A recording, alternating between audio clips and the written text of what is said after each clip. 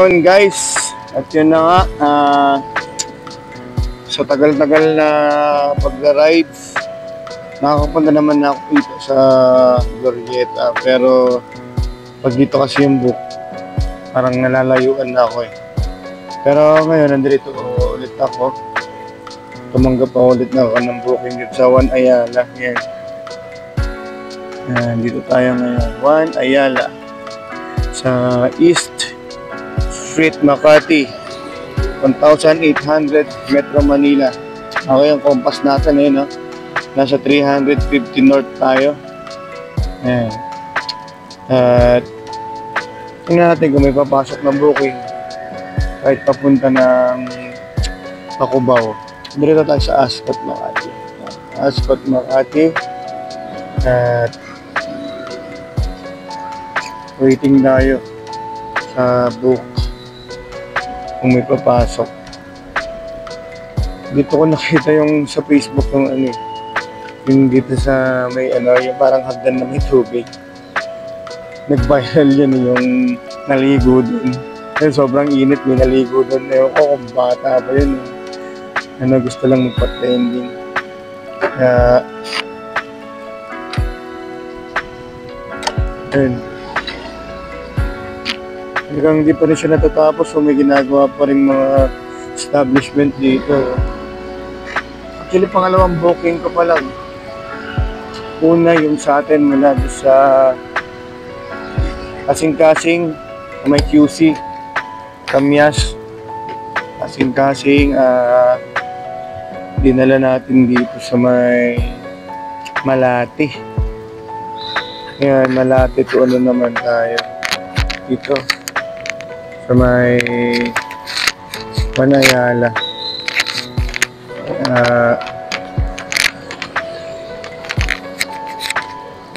Hindi tayo mag-aantay ng booking. Ay, punasan ko lang yung likod ko. Grabe yung init. Nagra-rides na nga ako. Talagang pawisan ka pa rin eh. Yung talagang mabaw ninyo, towel, tsaka tubig. Pag uminom ka naman ng tubig, papawisan ka rin agad. Direkto sa damit mo yung... Hindi pa naman ako nagdodoble ng damit. Kasi nga, sobrang init. Pati pag ganitong mga biyahe ako, hindi ko talaga hindi magdoble ng damit. Hindi kagaya ni Arvin. Sa Arvin, lagi may reserva yun, panloob eh. Sa bagay, di na kasi pawisin yun kasi payat mo eh. Napaka-maselan kumain ng tao eh. Tapos tubig. Ayan, tubig tayo.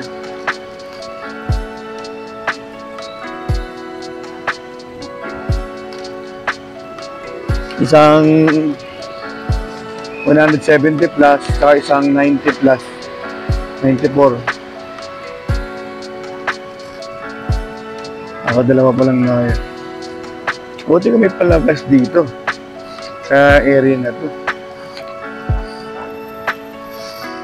Holiday. No, ngayon Friday. Ayan o. Ng mahal na araw. Tawag dyan sa Tagalog, Biyernes Santo.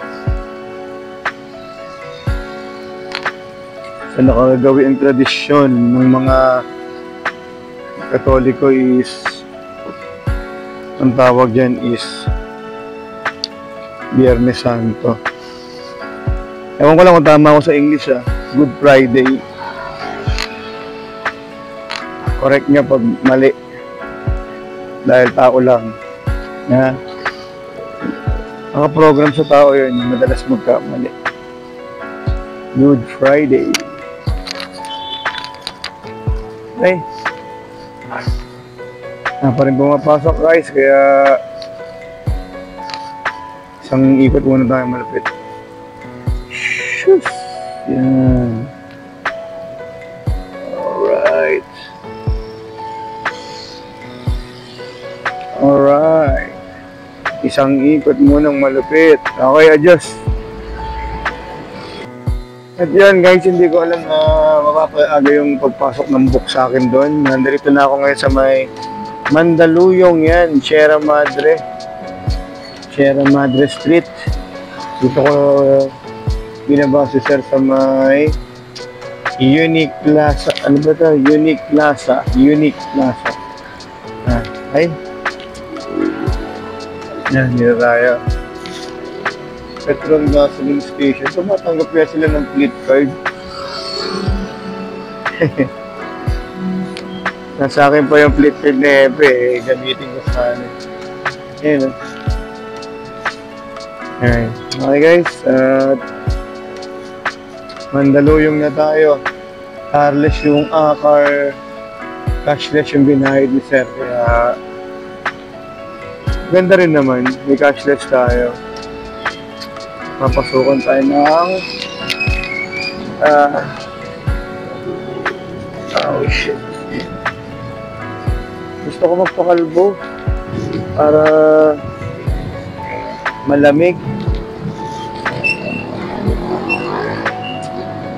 Ay, init kasi yung kape na sa ulo ng ano, yung malabo yung buhok.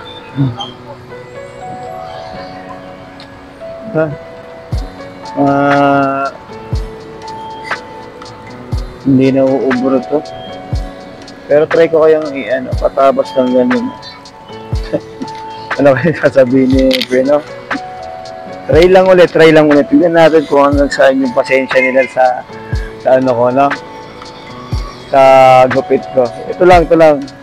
Titis-tisin lang yan. Tapos, yung likod, huwag muna. No?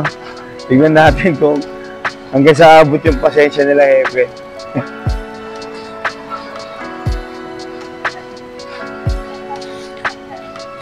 Yung mga foreigner na rin pala naninirahan dito.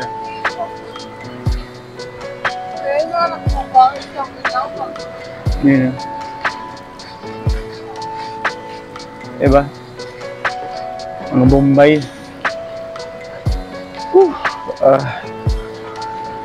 Pero Makati na kasi banda rito ko. Sa likod din.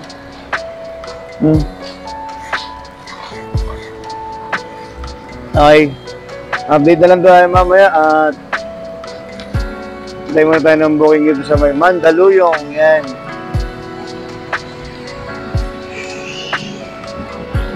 Manda.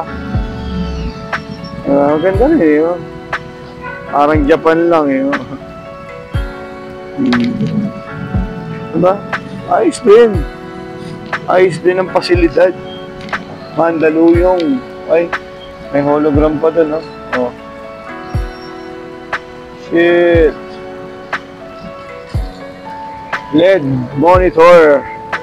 Dati alam nyo, yung mga LED monitor na yan, artist lang gumagawa niyan as a commercial. Yung pinipaint lang nila yung...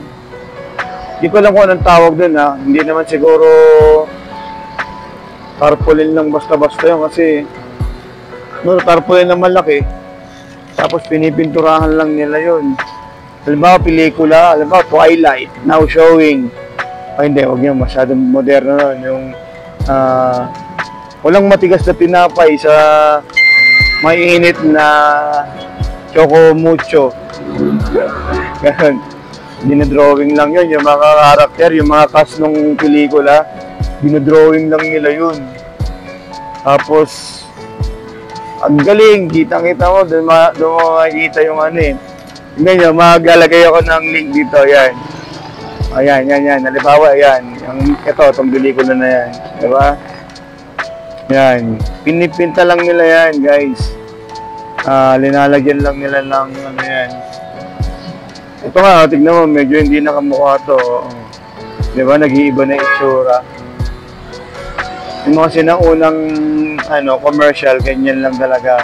Ewan ko kung may nakakaalam na kabataan. Kasi yung ibang mga Gen Z, tsaka yung mga late na mga millennials, naabutan na niyan yung mga yung mga piniprint through tarpaulin, piniprint. Pero yung mga nakikita ko kasi noon talaga, yung pag naka-jeep bus, naka-bus kami noon, yun yung mga art ng mga artist na mga hindi ko alam kung paano sila nababayaran dun. Pag may, ayaw kung sino nagbabayad sa kanila, nagbibigay ng pondo nun, or yung bayad sa talent nila, kasi makikita mo pinaghihirapan talaga. One time, may napanood ako dyan sa Eyewitness na meron talagang gumagawa ng mga ganun. Ito yung, dokumentaryo ni, sila ba na dokumentaryo? Ito yung sa Eyewitness. Yan, ito, totoo yan. Panoorin nyo yan, guys. Ganda yan. Okay?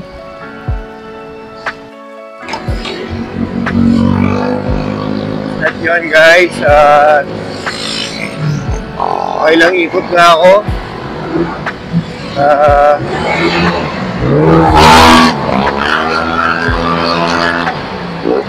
Sabay na lang sa'yo. Grabe magputakbo ng motor. Saan ako umikot, guys, para magpakarga ng gasolina. Marami naman ako nadadaan ng gas station, kaso iba yung rason ko. Grabe yung langit, Today, it's Friday. Good Friday. Diba, guys? Daming natutulog sa labas ng kalsada gawa ng sobrang init. Pero tayo, grind pa rin tayo, guys. 10:46 ng gabi at continuous pa rin tayo sa ating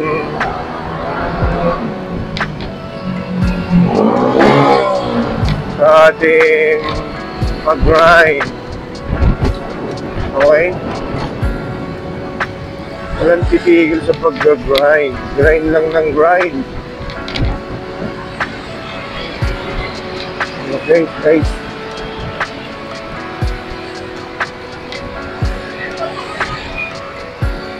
Pagkas ako dun, mura lang. 140 yung pinagas ko. Halos puno na naman yung halos puno na yung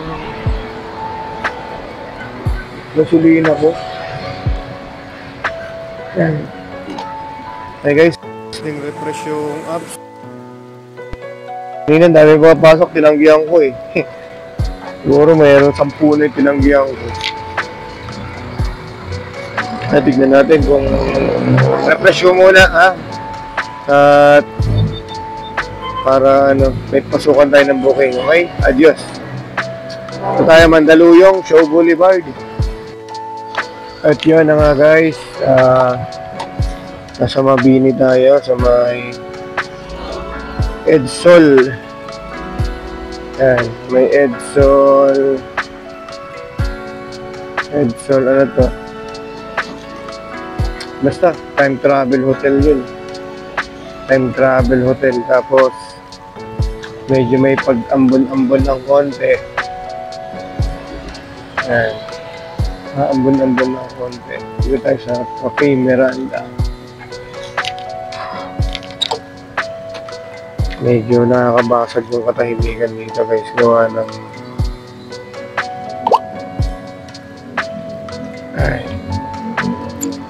kita nyo naman, diba? Kadalasan pag mga ordinaryong araw, may ingay yan.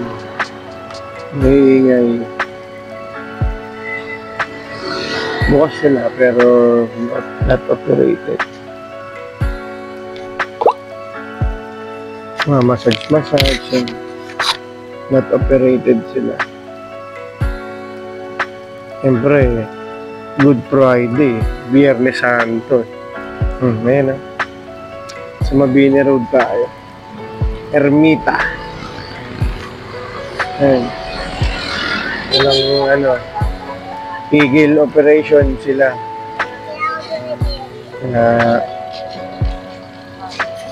Manganga lang muna. Nganga. Ayan. Ayan lang. Bawal muna ang laman. For the meanwhile. Masyadong maliwanag ito. Nag-aambon-ambon ng konti kanina. Ganito pala talaga dito sa Manila. Regalados Incorporation. Grabe. City life. Wala ka talagang diskarte sa buhay. Hindi ka mabuhay sa mga ganitong lugar, no? Kaya kailangan dumiskarte. Tapos kayod. Trabaho, diskarte, kayod. Diba? Pag wala kang... Ako po, diskarte na nga ka dito. Ulutin ka sa lansangan. Matutulog ka talaga sa gutter. Sa mga gilid-gilid dyan. Ay. Kaya ganun na may mga taong hindi inaabot ng swerte. No? Meron naman silang kayang gawin. Kawawa naman sila, no? Yung mga nabibiktima. Biktima ng sistema. Biktima ng sistema ng hindi malamang, diba? Mahirap yun.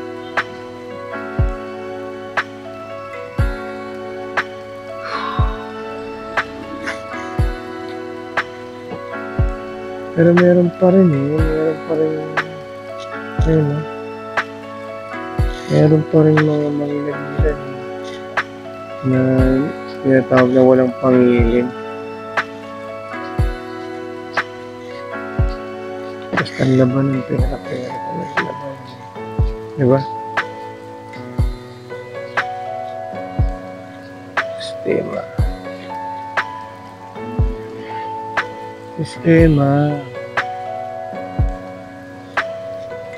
Pero huwag na natin sila pakialaman. Gusto nila yan, buhay nila yan.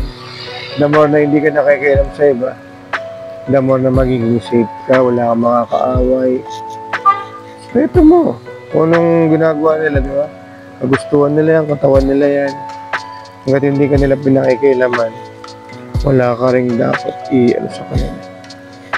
Ipukol na ba to? Di ba? Wala kang dapat sabihin o ano man. Kaya ko lang naman yan natalakay kasi nga, diba? Good Friday. Akala ko 100% na sarado yung mga ganyang mga bagay-bagay. Kawagay. Lady Magdalene. Kaya siyang prostitute nung panahon ni Jesus. Yung mga prostitute na pag napatunayang prostitute ka, nagbibigay ka ng aliw. At siguro meron kang pamilyang nasira o ano man. Yung ginagawa dun pinaparusahan ng kamatayan sa pamamagitan ng bato. Stone to death. Yan. Kaparusahan noon. Pero si Lady Magdalene, sa pagkakatanda ko siya tayong sinabihan ng Jesus na sinabi niya sa mga tao na susunod ako sa pagbato kung merong mauuna. At yung mauunang bumato na yun, ay siguraduhin niya lang siya ay walang sala at malinis. Parang ganun. Sige, maunang bumato kung sino ang walang kasalanan at susunod ako. Parang ganun yung pagkakasabi niya doon. Sa pagkakatanda ko lang. Walang nag-asam na bumato kasi aminado sila na tao lang sila na nagkakamali. Walang malinis na tao.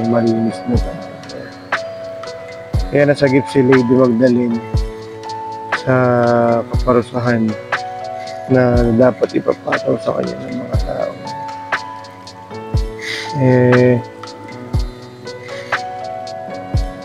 Sabagay si Jesus,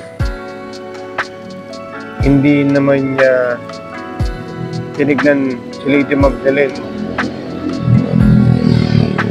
bilang isang puta eh. Diba? Hindi niya kinwestiyon, hindi siya dalawang isip na pangaralan, diba? Hindi niya kinwestiyon si Lady Magdalene. Tinanggap niya lang kung ano yung pagkatao ni Lady Magdalene. Kaya, para kay Jesus, salute. 10%. 10%. Ay, habang tayo bukay, may pumasok na kaso. Paano eh? Kumbaga, pundang ito lang din. Pati cashless. Maganda sana kung pa-QC. Yun. Mandaluyong. Pwede na to. Pwede ka na. Kaso cashless na naman. Cashless. Kailangan natin ng cash. Pioneer yun. Titingga lang tayo doon eh. Okay na sana kung cash eh. Bigyan mo kami ng cash. Diba? Cash tayo. Okay. Habang tayo ng cash. And namaya ulit. Okay guys. Dito tayo sa Manila Executive Regency.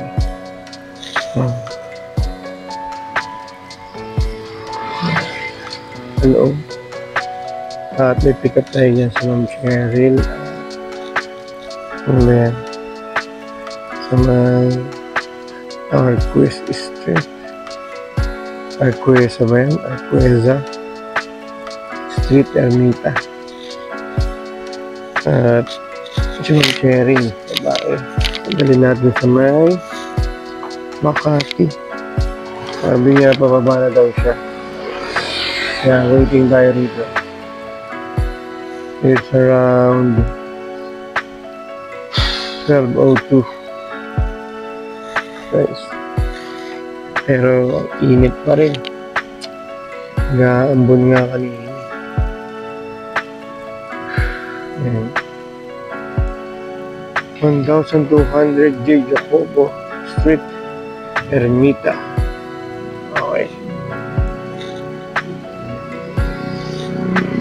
Waiting muna tayo, waiting. May mga polis na mag-iikot. Yun ang maganda, may mga umiikot na kapulisan. Salute sa inyo, sir.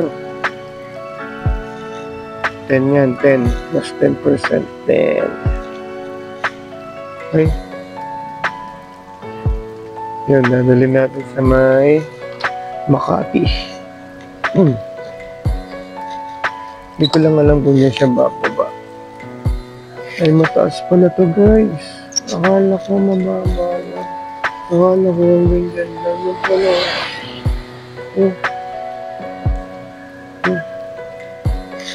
Mataas pala siya. Grabe. Siguro kung meron tong... Tingin ko lang ha. Diba naman siya mataas. Pati sa city hall eh. Siguro kung may 50 floor to meron. Tingin ko lang, estimate lang. Kung mayroong 50 floor, meron. Manila Executive Regency. Mamaya search natin kung ilang floor ba talaga tong Manila Executive Regency, kung ilang floor siya. Okay? I adjust sa nalaman natin yan mamaya.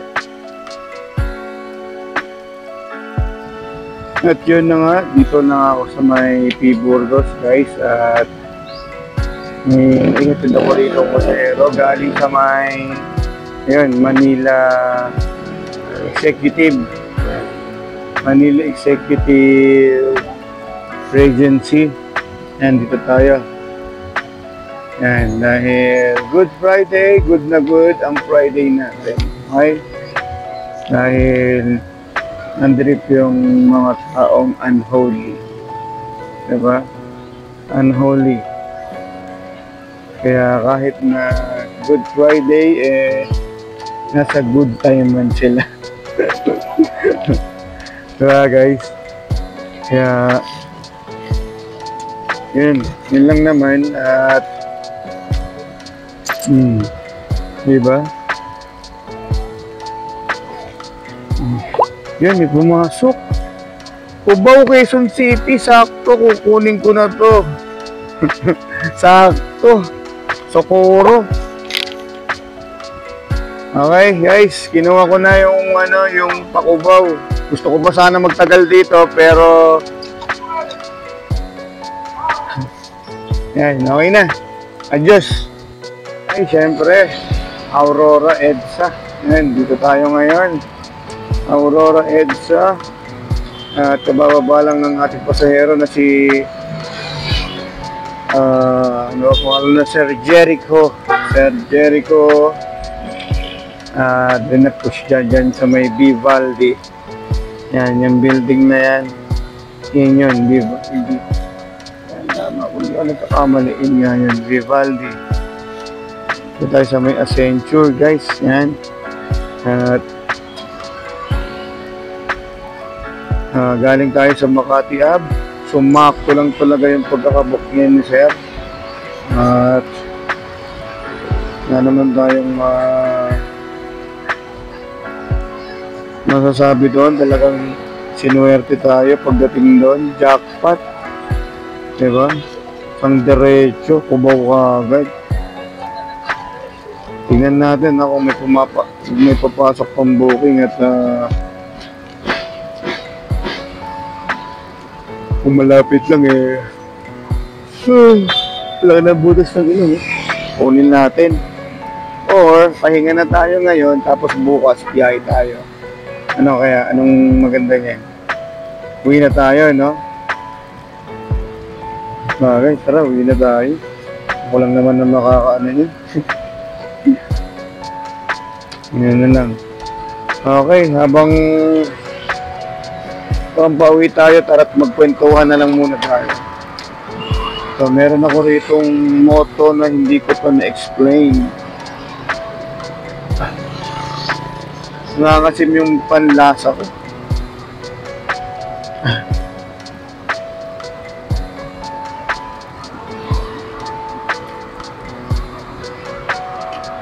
Yan.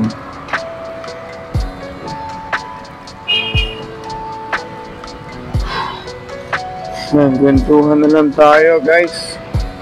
Yung lesson learned natin, explain natin.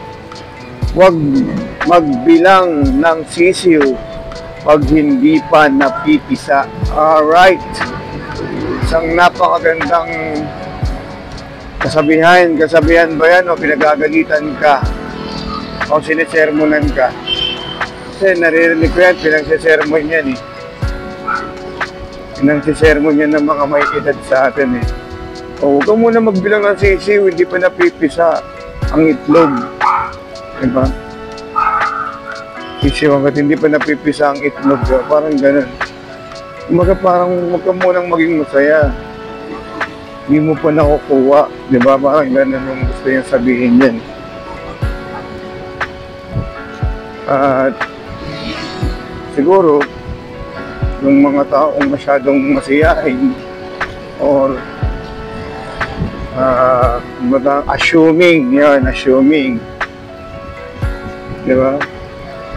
Parang sa ano yan eh, sa pagluluto lang ng barbecue yan eh. Huwag mo kagad hangugin, hilaw pa, diba? O kaya sinabi mo ng masarap to sarap nito. Kasi di pa nga nasisindihan yung uling eh. Di pa nga nakakapagparingas, masarap na kagad. Siyempre, tsaka mo lang malalamang masarap pag naluto na yung barbecue, di ba? Ganun yun. Ganun din sa sisiw na tinutukoy dito. Huwag mong bibilangin ang sisiw pag hindi pa napipisa. Huwag kang assuming. Huwag kang umasa. Yan. Umasa. Diba? Masasaktan ka lang. Diba? Iiyak ka lang. Iiyak na lang. Diba? Ano yun, guys? Kaya, humble ka lang. Kahit na nandyan na yung lahat, nasa'yo na yung lahat, tahimik ka lang. Pero parang malayo mangyari sa akin kasi ako napakadaldal kumila lang. Ewan ko lang kung naiirita na yung iba sa akin ha, pero nadaldal ako eh. And that's the way it is. Sabi nga ni Celine Dion, diba? And that's the way it is. Yun guys, at nandito na tayo sa aming tahanan, patutunguhan, destinasyon ng aking motor. At maraming salamat sa mga nanonood at doon sa mga hindi nanonood, salamat pa rin sa inyo. At itong mga videos ko naman na to ay nakaabang naman to para sa mga susunod na manonood ng aking video na to, diba guys? At alam ko kung sino yung manonood nito. Alam ko, kaya hindi ko na, kaya gumagawa ko ng mga video ganito at least para sa inyo. Agang bukas ng OC ba? Bukas na ba yan talaga? Sarado pa. Kala ko bukas na yung aga eh. Okay. Dito na lang. Adios.